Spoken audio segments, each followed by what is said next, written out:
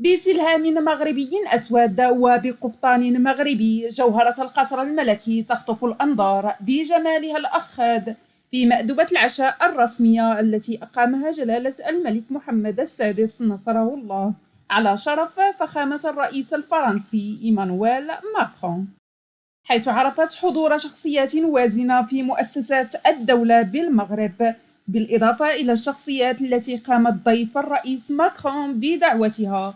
لنتعرف على التفاصيل بالفيديو.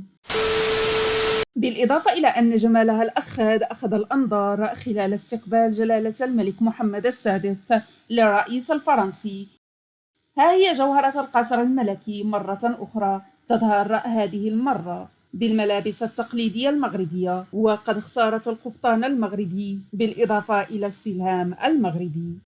الإطلالة التي شدت الأنظار إليها بجمالها المغربي الأخاذ وبرقي القفطان المغربي الذي ارتدته هو السلهام المغربي، ونسقتهما مع مجوهرات عقد وأقراط باللون الأخضر.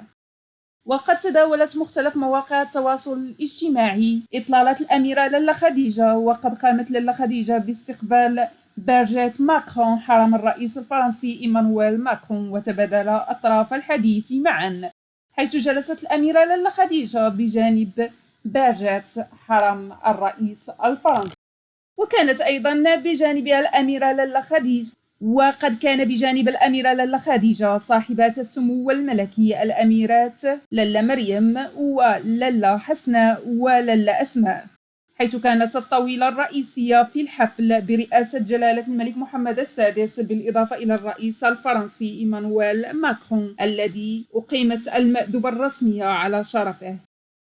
والطاولة ضمت أيضا ولي العهد الأمير مولاي الحسن بالإضافة إلى الأمير مولاي الرشيد والأميرة لالا خديجة والأميرة لالا مريم والأميرة لالا حسناء والأميرة لالا أسماء.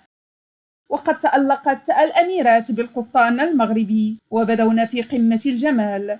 أما جلالة الملك محمد السادس وولي العهد الأمير مولاي الحسن والأمير مولاي رشيد فقد ارتدى اللباس التقليدي المغربي، الجلابة المغربية وبالسلهام المغربي، بالإضافة إلى الطربوش الفاسي المغربي.